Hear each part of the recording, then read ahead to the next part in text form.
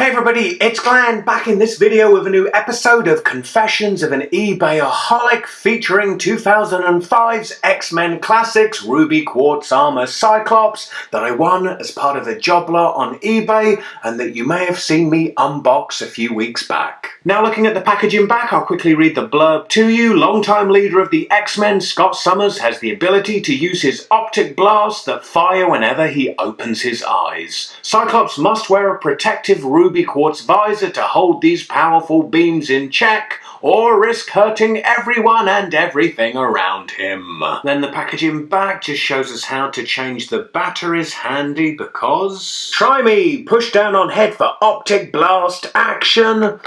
Alas, I guess you can't expect batteries to last 9 years, but worry thee not, I do have fresh batteries to hand. Here he is out of packaging, and yes, he's got a big cannon. Oh, that's what Jean said. So as the back of the packaging said, whenever Cyclops' eyes are open, he is firing his optic blast, and he wears a visor and glasses with a ruby quartz lens, as ruby quartz is the only substance, I believe, that's resistant to his optic blast. So when you see Cyclops in his signature pose in comic books with the 2 fingers to the visor, he's actually controlling the aperture of that ruby quartz lens, allowing his optic blast out. So all of that is how we get the connection, I guess, with the ruby quartz armor. Yet part of Cyclops' power is that his own body is immune to his own optic blast. For instance, looking at his hand without the visor on isn't going to blast it off, which to me makes the ruby quartz armor a bit redundant, and in that way would make more sense for Magneto or one of the other Brotherhood of Evil mutants or another enemy of the X-Men to wear a ruby quartz armor, rendering them resistant to Cyclops' optic blast. And while the cannon can be removed, as can the backpack, they are attached to his visor via a cable, which is less than perfect, but at least the attachment via this cable gives the figure some logic in that perhaps this crazy big cannon is somehow powered by his optic blast. And maybe there I'm just clutching at straws, but if you remember me reviewing the X-Men Classic Stealth Cyclops, I had a similar problem that I have here, where I just don't get a guy who essentially is a living laser cannon requires such big-ass weapons. Yet here again I should quit it with a logic and get to the playability of the cannon. It fires 4 missiles, and these are fired by twisting the rear of the cannon.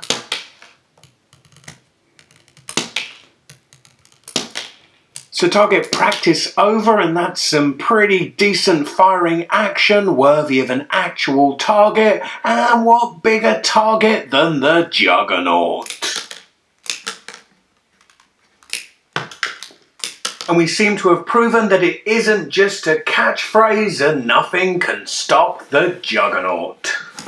I'm the Juggernaut, bitch. I spent a minute or two fooling around with an impossibly small screwdriver and I've managed to replace the batteries, and I'm pleased to say, optic blast. Yet you can see a bit of sloppiness has led to some splashing of the paint over the visor, plus they've missed painting some of his hair, giving him a glowing crack in the head. Now looking at articulation, the head just rotates, there's no hinge up or down. Then at the shoulder, there is rotation, but the movement up is inhibited by the shoulder armor.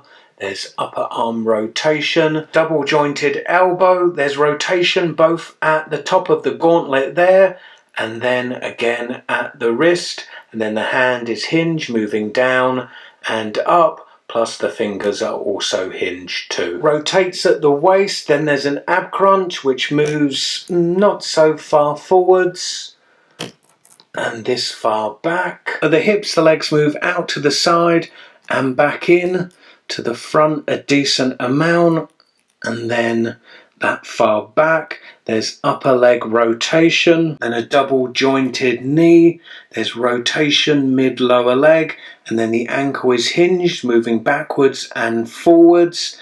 There's toe articulation, and the ankle also has a slight pivot to it. So all things considered, this is an action figure that will likely only appeal to X-Men purists and hardcore fans of Mr. Scott Summers. Yet that said, X-Men Classics in my mind will always have a place in history for towing a really nice steady line between appealing to the adult collector with some solid sculpting and superposability, yet combining that with some really nice playability that appealed to kids. Anyway, I sure would appreciate if you could help me out by giving this video a big thumbs up. Also remember to comment, share and subscribe. Click this video for the previous episode of Confessions of an Ebayaholic. Alternatively, check out the description beneath this video for links to my Facebook, Twitter and Instagram. Click those links and connect with me there too. Hope to see you in my next video. Bye.